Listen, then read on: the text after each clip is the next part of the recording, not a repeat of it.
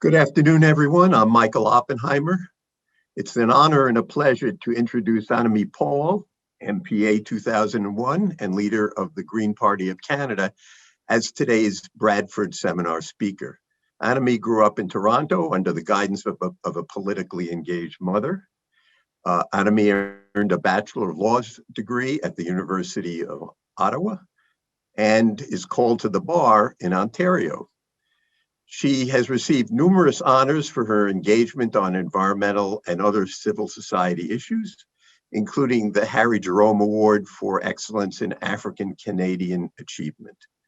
Her international involvement is also impressive, including serving as director for a leading conflict prevention NGO in Brussels, as an advisor at the International Criminal Court in The Hague, and as a political officer in Canada's mission to the European Union. Annamie co-founded and co-directed an innovation hub for international NGOs working on global challenges. She has served on the board and advised a number of international NGOs, including the Climate Infrastructure Partnership, Higher Education Alliance for Refugees, and Institute for Integrated Transitions. Annamie's topic today is Chance of a Lifetime, the Future of Canada-U.S. Cooperation on the Climate Emergency. Please join me in welcoming Annamie Paul. Thank you so much, Michael. I want to wish everyone a very happy Black History Month. This is something that transcends our borders, and we are doing all that we can to acknowledge it and celebrate it here in Canada, and steel ourselves for the year of work to come. I am coming to you today from the traditional territories of the Mississauga of the Credit, the Anishinaabe, the Haudenosaunee, and the Huron-Wendat. This is something that we say here in Canada as an acknowledgement of our commitment to reconciliation and a recognition of the legacy of colonialism and continued legacy of colonialism here in Canada. And of course, during this month in particular, it takes on additional meaning for me as the Black diaspora here, and also Indigenous peoples share that legacy of colonialism. And we were the only two groups to be able to be owned as chattel here in Canada, or the territories that came to be known as Canada until August of 1834. Before I get into my remarks, I just have to say it is just wonderful to be virtually back on the campus of Princeton. Before we went online, I was telling Michael and my hosts that Princeton is something that has been very important to me in my life. Not only did I get a wonderful toolbox of skills that have really held me in good stead throughout all the different public policy work that I've done. My first son spent his first year of life on campus. And as well, I have a very warm relationship with the Hillel on campus too, where we spent a great deal of time. So this is very nice. It's a kind of homecoming under difficult circumstances. And I want to thank my hosts for having me here today to speak with you. And so I'm assuming there are going to be varying levels of understanding about the climate emergency. And so the first thing that I want to say, and please, Michael and those who know a lot more than me, please indulge me in this. I think that in the context of this pandemic, this moment where so much of our focus has been necessarily on getting through this, on protecting protecting life, meeting the urgent needs of people, we have to remember that we cannot forget the climate emergency, because it has not forgotten us. And it has not taken a pause, and it has not gone to sleep, and it has not become any less urgent.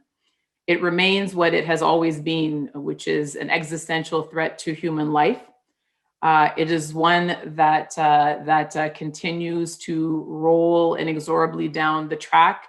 And it is something that we already are feeling the major impacts of on our environment, whether it's things like extreme weather events, the deadly cold snap in Texas right now being an example of that, that has left millions without power. That's a direct example. And of course, there are many others that we can pull up immediately in terms of extreme weather events.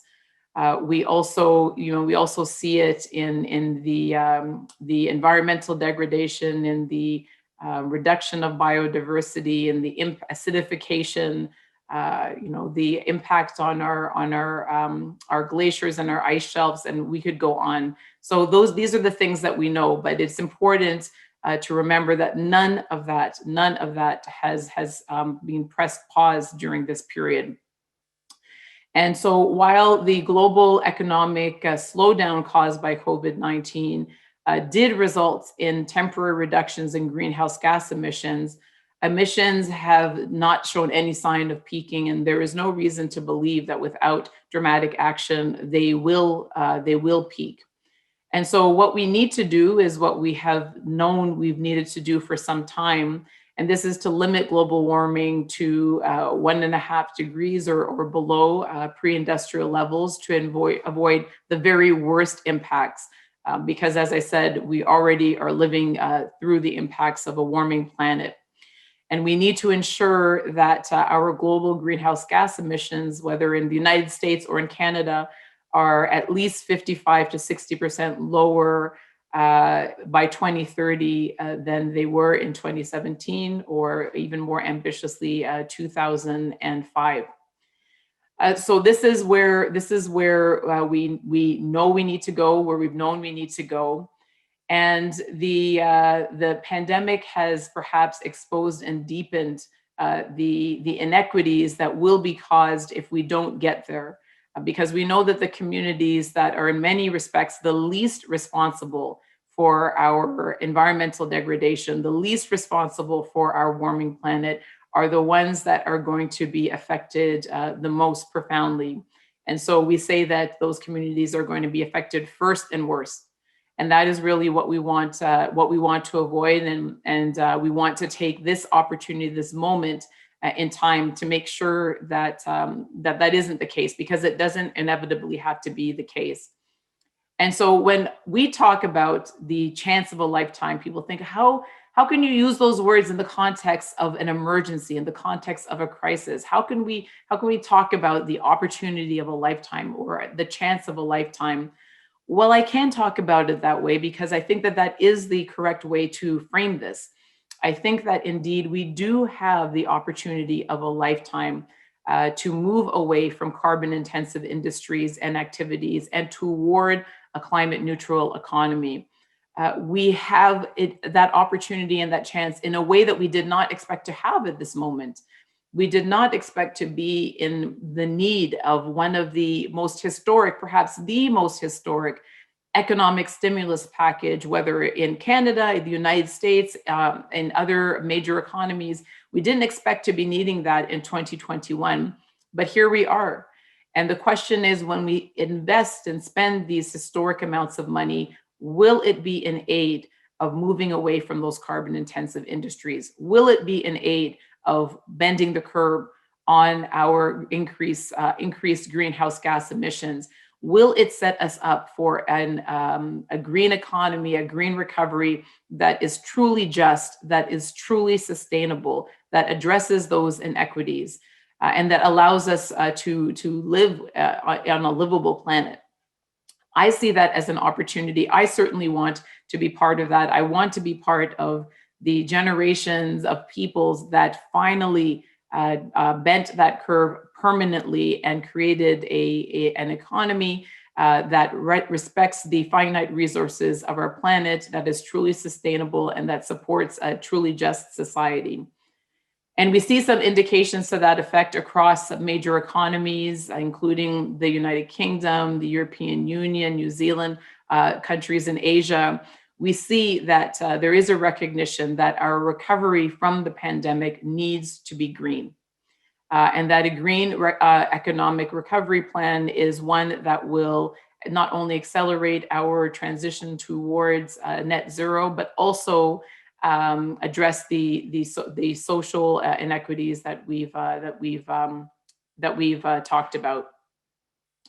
In the case of Canada, for those who don't follow Canada very closely, there is a very large disconnect between perceptions of Canada and the reality of Canada in terms of our climate commitments and in terms of our activities toward supporting these ambitious goals. We simply are not nearly near where we need to be. Canada continues to have the target that it adopted in 2015, which was to reduce our greenhouse gas emissions by 30% as compared to 2005 levels. We have not changed that. We have not responded to the request by the IPCC and the United Nations to be much more ambitious, looking toward doubling that target. We have not put in place the regulatory or even physical infrastructure that would be necessary to support a green economy and to support a dramatic reduction in greenhouse gases. And so the truth of the matter is that in the case of Canada, we are one of the few wealthy countries that is continuing to increase year on year our greenhouse gas emissions. We are one of the worst polluters in the world per capita. We usually rank in the top few. And we have a record of unscientific and unfulfilled greenhouse gas emissions reduction commitments that continue to bring us closer to the climate tipping point, while at the same time failing to show the kind of leadership that Canada should be and is capable of. And so in our party and our policies are very much informed by the evidence. We talk about ourselves as an evidence-informed party, but even beyond ourselves, in terms of the activist community, in terms of civil society, in terms of the science, we have been calling for a green recovery plan that includes a 60% reduction in greenhouse gas emissions from 2005 levels by 2030, and that also includes clear and enforceable targets and timelines.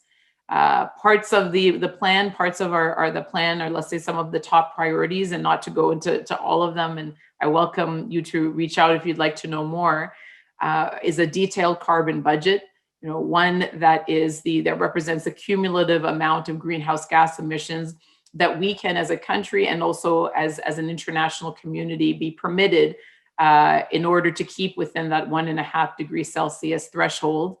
We also want to see a carbon border adjustment. And again, for those of you who aren't familiar with what a carbon border adjustment is, this is a tariff on goods imported from jurisdictions with weak or non-existent emissions reduction policies. We want to see the money that we have already pre-committed to spending in order to stimulate our economy out of let's say moribund virtual, not dead stop, but let's say just its sluggishness. We've already committed to spend at least $100 billion. It's certainly going to be more than that. And we want to see that money being invested in renewables and in innovative clean tech sectors, which are expected to generate $3 trillion globally by 2030. We're very excited in particular about those sectors because we are a very resource extractive dependent economy. And there are entire regions of our country that are heavily, heavily dependent upon resource extraction, particularly fossil fuel extraction. And we need to be thinking about, what does a just recovery look like? What does a just transition for those workers look like as we move away from fossil fuels? And the possibilities that renewables and clean tech offer, especially in those regions, are incredibly exciting to us. And we consider those to be key elements. We've looked to the United States for examples in certain states where that transition is further underway than it is here. And we see that those jobs pay more, that they are more stable, that they are directly transferable in terms of skill sets, that they allow communities to remain intact. They reduce any risk of community displacement. So we're very excited about that. And then, of course, deep energy efficiency retrofits of buildings. And finally, a carbon tax at annual increments. A carbon tax, as we know, is one of the very best, most efficient ways for us to reduce greenhouse gas emissions. We know that it needs to be a central part of any climate plan. We know that it creates, incentivizes innovation. And we know that countries that have, and regions that have regions within countries that have adopted ambitious, aggressive carbon tax policies have been successful. And so these are some of the elements. And of course, there are others, reinvesting in greening and public transportation, investing in climate adaptation. There are other elements, but these are, let's say, some of the building blocks of a green recovery that we want to see, and that most countries that are already committed to a green recovery have it in place. We take a pause now, or I take a pause to just remember what I said at the outset, which is that I believe that there is no climate justice without also racial and social justice.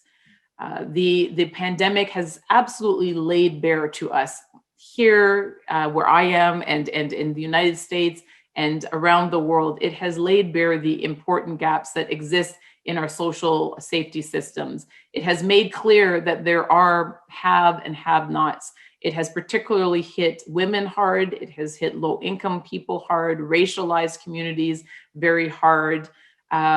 These are communities that also are going to be, as I said, the most catastrophically impacted by our warming planet. And these are the communities that could and should be allies as we talk about how to get to that net zero economy, and how we are going to build that truly just society, that simply do not have the bandwidth to do it if we are not making sure that the most basic needs of those communities are being met. And there are all the interesting intersections, which perhaps we'll talk about more later, that we should not forget. These things are all interconnected, and the pandemic has reminded us of how interconnected we in fact are. I'll give you one, for instance. Here in Canada, we have seen a dramatic decrease in public transportation options, particularly in rural communities across the country, particularly in Indigenous communities across the country. Now, on the one hand, you might say, well, that is clearly a climate issue. If you don't have public transportation, then you're not able to get around outside of your private vehicle that uses fossil fuels. And so this is clearly something that we need to do if we want to reduce greenhouse gas emissions. And you would be absolutely correct. But on the other hand, we also know from the Missing and Murdered Indigenous Women and Girls Commission that Canada recently held and put out its report about a year and a half ago, that the lack of existence of public transportation puts the lives of Indigenous women and girls in danger. That one of the leading causes of deaths in those communities has been the hitchhiking that has been the result of that lack of public transportation. And so here we see an intersection between the climate and between racial and social justice. And there are many, many more examples of that. And so those are the areas where we say that we need to see a guaranteed livable income. In the United States, I know that the more familiar term is a universal basic income, and we want to see a full completion of our universal social programs. I know from personal experience of having been in the States that Canada is significantly farther ahead. We certainly aren't talking about creating Medicare. We've had that for many decades, but we do need to see things like universal programs for childcare, for pharmacare, dental care, post-secondary education. And so we still have that work to do to complete our social safety net. And yes, that is linked to the climate crisis and ensuring that, that we have climate justice as well. And so in terms of the opportunities for Canada and the US, I, like many people in Canada, watched most of the inauguration day. I watched as President Biden signed those executive orders. And I was struck, as many people were struck in Canada, in the contrast in leadership, particularly with respect to the climate over that first key week of the new Biden administration. So for instance, President Biden issuing the executive order to revoke the Keystone Pipeline, that was extraordinary. That was a very clear signal. The response here in Canada was to lobby against the cancellation. This is something, again, that is perhaps useful for short-term gain and short-term votes, but not something that is an investment of a wise investment, in my opinion, of our diplomatic capital and political capital with the new Biden administration, and certainly not one that looks to the future economy that we've been talking about. There was also the executive order pausing new offshore and onshore oil and gas leasing on federal lands. At the same time, within less than a week of that, on the other side, our government was announcing 3 new offshore drilling exploration projects, heading in a different direction from the United States, but also from our international partners. For example, Denmark, who has declared that they will not be doing any more oil and gas exploration in the North Sea. And then the appointment of Senator Kerry as the climate envoy was also a very powerful signal, to be appointing someone so senior to a role on the climate. It's the first of a kind. It is, again, a powerful signal of the priority that the Biden administration is placing on the climate. Giving a seat to Senator Kerry on the National Security Council in that role is also something that recognizes the true scale and importance and existential nature of the challenge that we face. And in our case, the day that we declared a national climate emergency back in 2019, it was also the same day that we approved the Trans Mountain Pipeline expansion, which would move about 600,000 barrels of oil per day. And so this is a true contrast in leadership. One thing that I will say is that as the US goes, so goes Canada in many respects. And so I am, on the one hand, discouraged by what the contrast tells us about our climate commitment here in Canada, but I am encouraged because I know that these strong commitments and early commitments and explicit commitments by your president and by his administration absolutely will move the needle for us in Canada. There is no question whether it's to remain competitive, whether it's to signal global leadership, whether it's just to keep up. It's something that is that is going to be very important in the days, weeks, months, and years to come. And so, in terms of our cooperation, what can we do? What can we expect? What is the opportunity? The opportunity is to take the opportunity to seize the chance that we have in a willing partner to the south of us here in Canada to really work together and usher in a new era of commitment to true cooperation on the climate emergency. And this can take many, many forms, but just to mention a few, the carbon border. Now, we know that President Biden committed during the 2020 election campaign to a carbon tariff. I think it would be extraordinary for us to work together, begin discussions immediately on how we could create a North American carbon border adjustment. This is something that would allow both of our countries to punch above their weight. It would allow us to enhance the competitive of North American firms that are more energy efficient. It would prevent the relocation of industrial production. It would incentivize other countries to effectively price their own carbon as a way to keep those revenues. This is something I am very excited about. I think that given that we have a willing partner in the United States, Canada should be moving very quickly to open discussions on that line. We also should be following the example of President Biden by appointing our own climate cabinet minister. This is someone who could work closely with their American counterpart. Our economies are very intertwined. We are each other's largest trading partners. And so certainly having a counterpart and interlocutor for Senator Kerry would be incredibly key if we are committed to working together on this issue. And Canada, of course, by declaring its own national security threat in terms of the climate, could open up and would open up greater avenues to work with allies internationally, including the United States. I want to see both of our countries adopt world-leading targets on greenhouse gas emissions. Both of our countries are in significant need of updating their targets to do their fair share, to set an example, and also to meet our obligations under the Paris Accord and other treaties. And so that is something that if we were imagined to announce that together, that North America, or at least Canada and the US, were going to be the world leaders in terms of ambitious, aggressive greenhouse gas reduction targets, what a powerful symbol that would be, particularly for countries like ours, and in the case of Canada, one that has been historically so dependent upon resource extraction.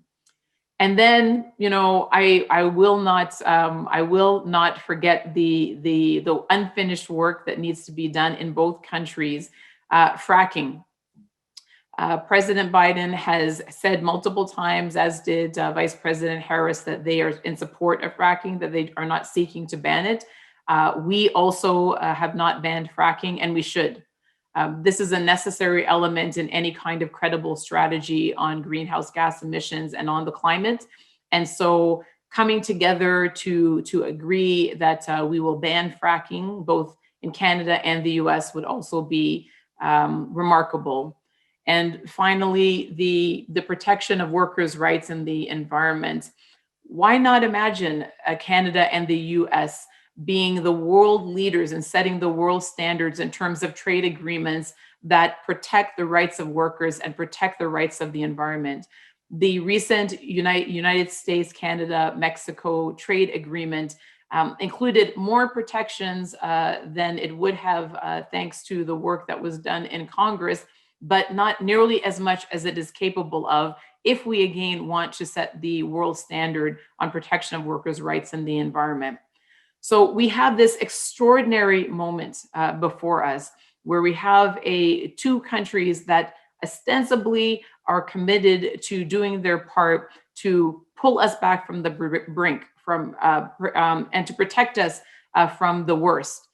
This is the time where we can imagine a close cooperation specifically targeting the climate, where we can become world leaders, where we can help to set world standards, where we can set up our economies for the future, recognizing the need for a truly sustainable way of living, a reorientation toward an economy and a way of life that recognizes the finite resources of our planet.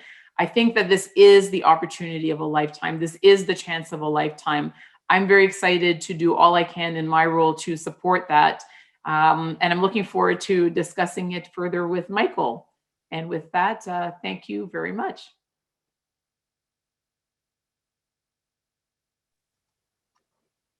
Thank you, Annamie. That was a terrific talk, actually, as you went through it. I had a whole list of questions, but you answered most of them already. So I'm going to have to nibble around the edges or the meat. Let me ask you, you made a very interesting point near the end about the US and Canada sort of joining together to lead the way, which, is a great aspiration. On the other hand, there's this long and sad history of the US, Canada, Australia, follow, not being in the lead, basically having the worst performances, depending on the metric, in terms of not living up to commitments, et cetera, and in terms of carbon intensity.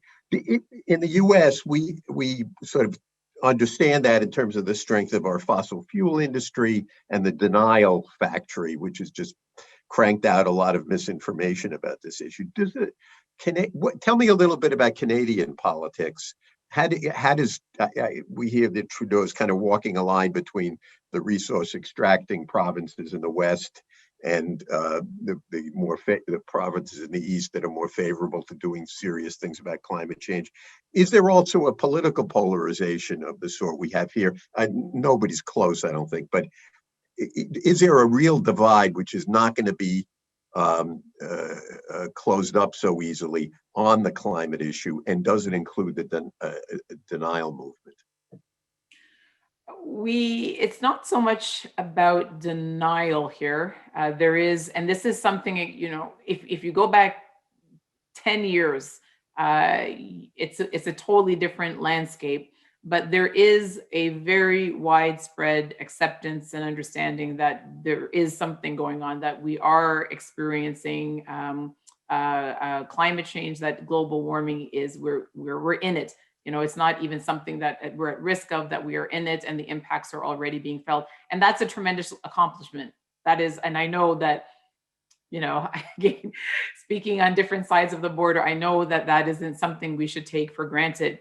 The other thing that's been really encouraging, Michael, are that across the country, even in those very heavily resource extraction dependent regions, people in those regions have said, even in the midst of this pandemic, that they want the climate to be a priority.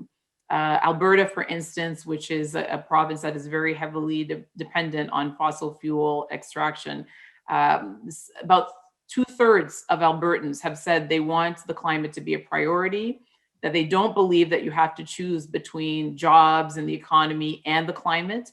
That is not, unfortunately, being reflected in their political leadership, which to greater and larger extents, depending on where you are in the country, has been captured by corporate interests.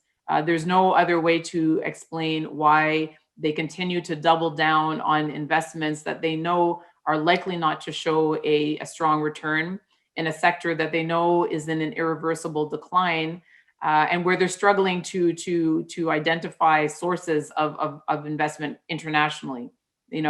So we are trying as much as we can to separate the workers and the people from those interests, because, as you said, the misinformation it's a very big mountain for us to climb.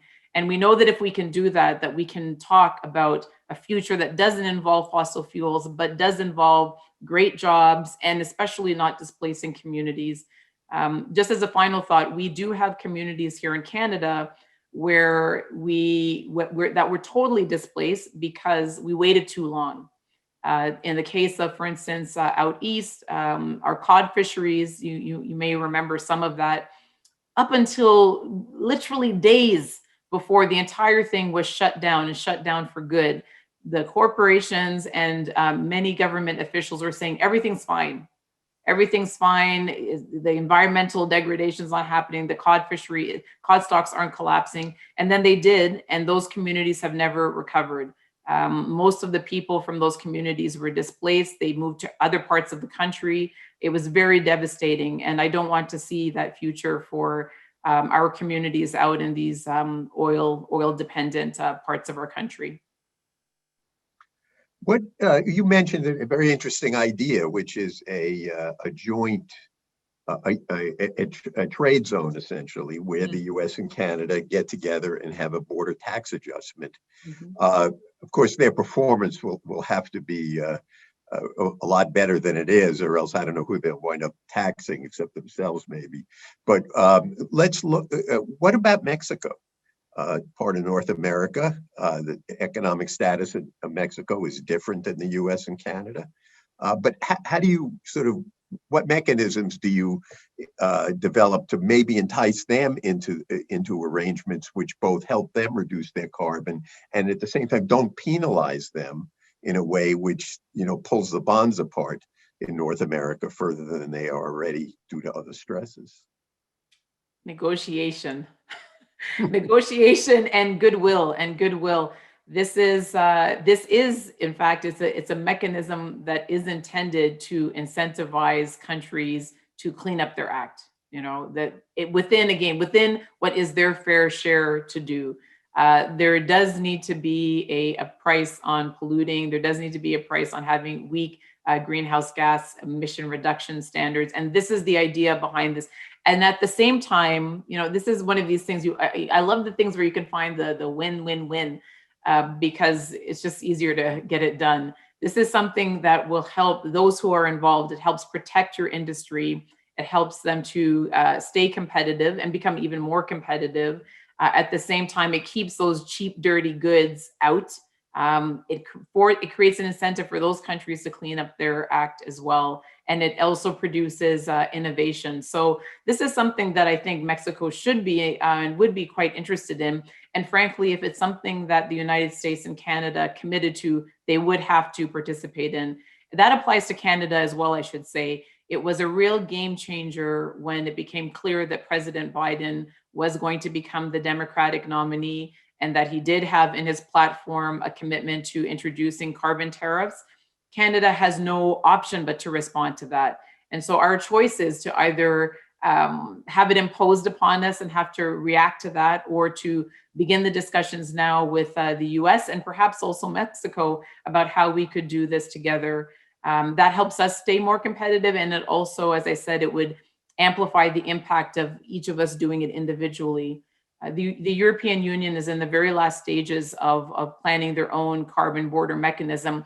I would say that even with that, given that they're the second largest trading bloc in the world, this is something that is coming our way, and we can either get ahead of it or, as I said, end up in a reactionary stance. Another element of your proposal was a price on carbon, which is kind of a no-brainer for anybody who's thought about solving this problem.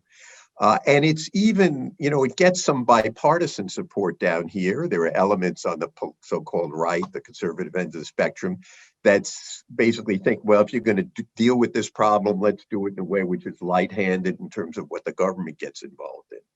And there's support on the progressive side too. On the other hand, a lot of people on the progressive side have kind of given up on it. It's not in the official sort of Green New Deal. And that's partly because of the politics and of it, partly because of the issues of how you handle sort of where the baselines are, who winds up with, basically grandfathered emissions rights is another way to look at it, or an element of it. How's the politics in Canada on a broad-based carbon tax, whether it's fee and dividend or some other approach? And can this really be accomplished in the next few years? In our case, we do have carbon pricing. We have a pan-Canadian agreement, and our federal government is very committed to a carbon tax. I used to call it carbon fee and dividend, and then someone, I don't think it was my mom, but then it was probably my husband, said, it's a little too precious. Let's just call it what it is. Carbon tax and rebate, as opposed to carbon fee and dividend. Mm-hmm. But this is something that our government is committed to, and not only committed, but in their most recent fall economic statement, they committed to within, I believe, beginning in 2022, to increasing it annually by increments of $15, I believe that it is, with no ceiling. And so this is something that that is here for us, and I think that is here to stay. We supported a number of the five major parties. 3 of us are in support of it for the reasons that you said. There are and as you said, there is an interesting mix of supporters, because our corporate sector has been supportive. The business sector is supportive of carbon pricing. Most of the blowback comes from, again, the regions that are very heavily dependent upon fossil fuels. We do have premiers of some of our provinces who are very opposed and have taken the government to court. It's now before the Supreme Court, so we're going to know pretty soon whether it's legal for the federal government to impose a carbon tax. But we've had multiple election cycles since the introduction of the carbon tax. All of the governments who supported a carbon tax have been reelected. And so in terms of its political viability here, it clearly is politically viable. I've seen the articles in the States. I remember the New York Times had a series about the climate, and there was a lot of talk about maybe we should just give up on a carbon tax. But I would say no. I would say marshal those comparative examples, forget about American exceptionalism, and see what a difference it has made, and see how politicians actually can and do get reelected, even when they support that policy. So let me understand that. I know there are some provincial carbon taxes, and so what you're saying is there's a discussion, and if this court action proceeds in the right direction, the government will have the ability to do it. But is there actually at this point a federal price on carbon at any level that's implemented? There is, yes. There are two options, essentially. You have the option of bringing in your own system, or you have the option of the federal government imposing one upon you. So it's it's by hook or by crook, basically, the way that it works. We're a federation. We try to give as much flexibility for provinces to design the system that works best for them. They then know the most about their local realities, but the agreement was, and that you either do it or we're going to do it for you. And so there are some provinces who have voluntarily adopted carbon pricing, and then there are others who have refused to do so. They've had it imposed upon them, and those some of those have taken the government to court. So, yeah, and is the carbon tax at what we would think of as a reasonable level? I'm can you tell us what it is per ton of carbon dioxide, or is it more complicated? Yeah, it's a great question.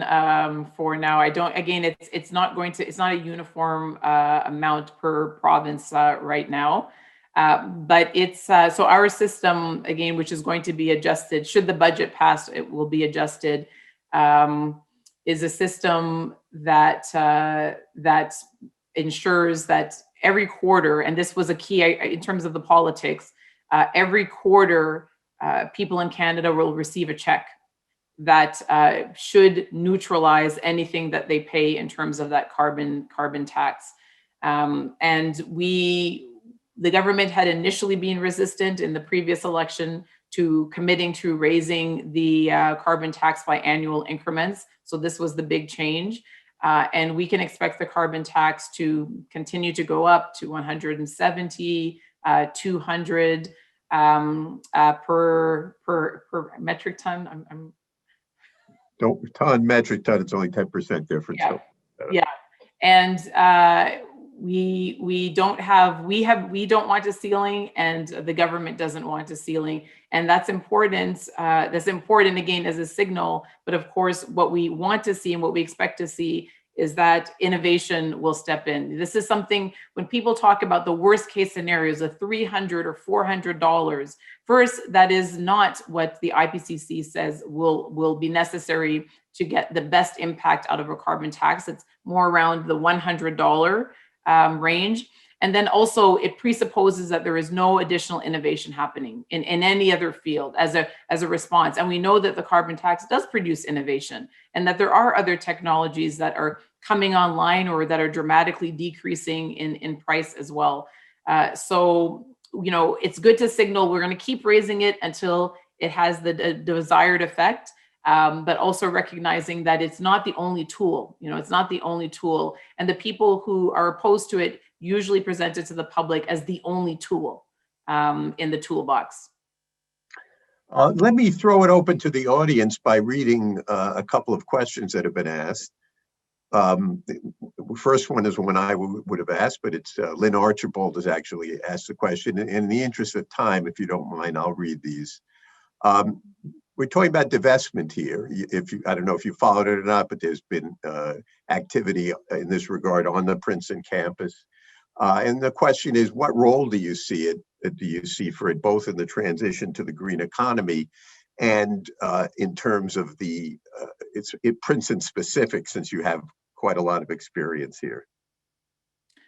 I'm aware of the divestment movement, partially because we have a wonderful Princeton alum working in our office, or as a special advisor, as a special projects advisor, who's also involved in the Princeton divestment movement. You never get out, Michael. Princeton is the gift in a good way. Princeton is the gift that keeps on giving. And so I'm aware of that. And of course, this is a movement that is gaining momentum. It has all of the elements of something that should work. It's just good common sense. Even those who feel no ethical or moral restraints around investing in fossil fuels see that it is a sector that is in decline. It is not where the smart money is going anymore. You have British Petroleum saying that they expect the 2020s to be the peak decade for fossil fuel consumption. And so even without the moral and the ethical reasons for divesting, there's also the financial and practical ones as well. So whatever your mix is, it's something that I think is going to continue to build steam. And of course, it's something that we support. Divestment from fossil fuels is and from companies that explore or extract or exploit fossil fuels is something that we support. Okay, let's switch gears here a little bit. A question from Louise Dice, and goes right to the heart of the matter. How strong is the Green Party in Canada? That's the question. Let me rephrase it a little bit. We've seen Green parties rise, fall, rise again. At times, they have been incredibly effective.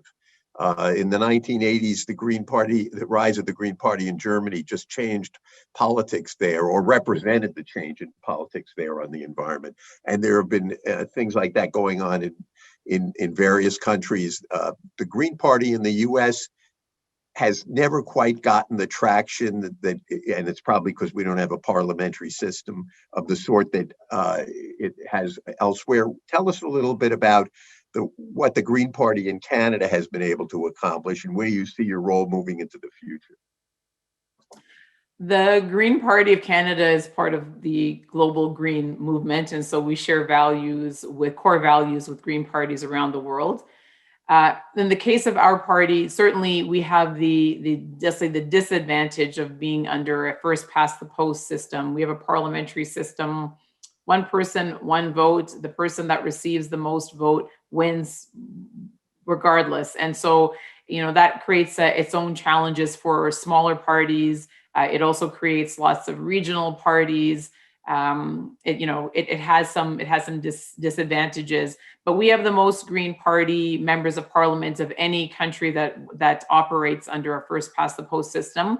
We have 3.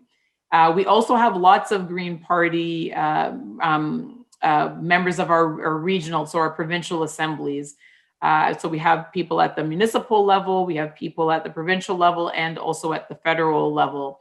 And depending on the region, our support can go as high as 20%. So we are particularly on the coast. So we're definitely a major party in Canada. We usually sit somewhere between 7 to 12% of the popular vote. We're anchored, and that took quite a long time again, because it has been a very long time prior to us. A new party hadn't emerged for quite some time that had been successful in winning seats. And I take a lot of encouragement from Green parties abroad. In Germany, for instance, Michael, we know that the Green Party there has a very good chance of forming a coalition government come the next election cycle. Jacinda Ardern chose to keep the Green Party as part of its coalition, even though they didn't need to, after her exceptional election results. In France, Greens swept through the municipal elections, and now we have Green mayors in many of the major cities in France. The mayor of Dublin is a Green Party member. So we're at a moment of social disruption, social structural disruption that I think is an excellent ground, fertile ground for a party like ours. The kind of policies we represent, also our style of doing politics as well, which is far more collaborative, far more cooperative, far less partisan. This is really what's needed at this moment. And so I'm very hopeful that we'll see that reflected in the next general election, which we expect will happen later this year. Okay, following on that, Hervé Thomas asks, after a long encomium to your terrificness and the speech you gave today, the talk, you acknowledge both Indigenous and communities of color in Canada, like the African diaspora, at the beginning of your talk, recognizing the need to consider the plight of these communities as we discuss environmental justice. Could you please discuss how you, the Green Party, and other key stakeholders are working to actively engage them in this very important work you are leading? Mean engage me. I, 'cause How's the Green Party working I didn't stop being Yes, Black exactly. because I How do just you because engage I what yourself? all kidding aside, I really believe that one of the reasons that the Green Party selected me, our members selected me as our leader, was exactly because they wanted to send a very clear message that um, attracting and supporting diverse voices within our party and within our political system was a key Green priority. Respect for diversity is one of our key values, or one of our core values. And I ran on that. I ran on a slogan of diversity, democracy, and daring. And I made it very clear that this was something that within our party and outside of it was going to be a priority for me. The best thing always when you're thinking about communities like mine is to make sure that people from the communities most impacted by whatever you're speaking about are leading the process. They're not consulted afterward. They're not an afterthought. They're not one voice amongst many. If it's impacting a community, it should be to the greatest extent possible led by those communities. And it's one of the reasons that so many of our our policies on reconciliation, on anti-Black racism, on dismantling systemic discrimination or systemic racism from our institutions is one of the reasons they have consistently failed, because they have not been created by our communities for our communities, nor have they been implemented by and for our communities. So whenever I can step back and share my platform or loan my platform to the Black diaspora within Canada, to Indigenous communities within Canada, I do that. Perhaps one concrete example, in the case of the UN Declaration on Rights of Indigenous Peoples, we recently the government introduced legislation to patriate it, to integrate it into our domestic system. Now, there are many Indigenous groups who feel like they were not consulted about this, who are very unhappy about this. I don't want to speak for them. What I want to do and what we are doing is providing them with regular platforms so that they can speak for themselves and explain to people in Canada and to the government why the way that the legislation has been introduced is not consultative and is not acceptable to them. And I would much rather lend my voice to them than to speak on their behalf. They don't need that kind of leadership from me. They have plenty of leadership of their own. And one more Green Party question, and for those who I'm skipping over, don't worry, I'll get back to you. This is from Bert Kerstetter. Are there any special or unique features of the Green Party in Quebec?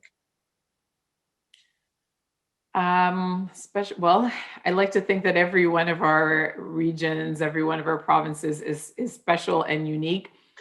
Certainly language is one. We have a Francophone population all across there's a Francophone diaspora as well across the country. But of course, Quebec has the largest concentration. It has its own distinct history, culture, language, etc. And all of that you have to be very aware of when you're approaching policy for Quebec.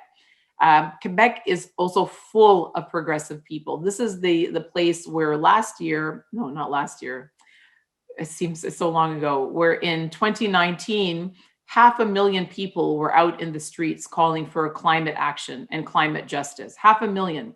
And so it's a very progressive place, one where social policies, even in the context of Canada, where we are a little more advanced in some respects than the United States, or a lot more in some respects, they tend to be the most progressive. So they already have their form of universal childcare, for instance. They have $5 a day daycare. So this is a place where I believe the Green Party has a lot of room to grow. And I've been spending a lot of time speaking to Quebec virtually, and I'm going to be spending a lot of time there physically when we're there. And as I said, wherever possible, having the level of government and the people closest to the general public, guiding decision making, I support that. And it means giving up some control sometimes. It means giving up some power, but we're all there to serve the same people, and we have to be willing to do that. Okay, I'm gonna I'm gonna ask two more questions, and let's try to be as brief as possible so we can get them both in. One is from Nick Choquette-Levy, who is Canadian, by the way, and who asked the following questions. Thanks for a great talk. He's curious about your thoughts about what countries like the U.S. and Canada can do to help developing countries cope and adapt with the climate impacts. Is there a particular role that Canada as a middle power can play? We have so much responsibility there as one of the worst polluters per capita in the world, as a major fossil fuel exporter. We have to acknowledge that the impacts that have been wrought on our planet already because of global warming, that we have a responsibility for them, and we have a responsibility to help countries who are not as developed as ours, but are still going to and have not contributed nearly as much to our warming planet. And so, we also do not fulfill, again, not in keeping with the image of Canada, we do not fulfill our obligations to give 0.7% of our GDP to overseas development assistance. We do pay into some of the multilateral mechanisms that exist in terms of adaptation and support for countries that need to adapt. But again, it's not nearly enough. First, we have to start by getting our own house in order and showing leadership. Then we have to make sure that we're supporting other countries financially and with technology to ensure that they can meet their obligations, but at the same time continue to develop, because that work still has to happen. Social justice and climate justice have to happen at the same time. Very good. Well, here's the last question from Janet Vertese. And she asks, the question is, there have been threads of this throughout your talk, but maybe you could bring it together by talking a little bit about the central government's leadership in sort of vis-a-vis the role of the provinces and municipalities in the greening of the Canadian economy.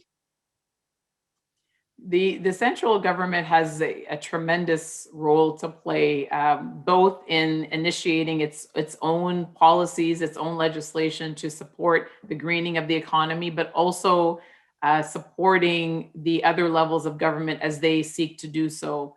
We have a very, very green Federation of Canadian Municipalities. I mean, if anyone wants to read this is something you hope to see. These are municipalities. Some are rural, some are very urban. They come from all coast to coast to coast, and they have put together a document, a vision for the greening of their municipalities that is truly inspiring. What they need in order to do that, though, is more stable funding from the federal government, and they need more certainty so they can actually execute this wonderful plan that they have for themselves. Our cities are not able to, they're not able to raise their own taxes, of course. They're not able to run a deficit. But at the same time, they're responsible for the critical infrastructure within their municipalities. It is a completely anomalous situation, and it is one that is preventing them from, getting to net zero emissions, which they have committed to. Our cities, our Federation of Municipalities has committed to net zero emissions and getting there as quickly as possible. So the central government, more than anything, its role is to be responsive to the municipalities. As I said, to give power to the municipalities when that makes most sense in achieving our shared objective, and to really negotiate a new deal with our municipalities, because this one is very anachronistic and it's really working against our climate objectives. Well, I'm afraid we have to wrap it up. I've learned a lot from your talk, a terrific one. I hope you'll come back and visit us again sometime when we're able to visit. And in the meantime, good luck with the Green Party in Canada and pushing the governments at the federal and provincial level to do what they should be doing. And we'll look forward to seeing you next time. Let's all quietly thank Annamie for this wonderful talk. Thank you very much, Michael. Thank you again for the invitation. I'm happy to come anytime. Go Tigers. We'll take you up on that. Okay. Take care, Bye-bye. everyone. Bye-bye.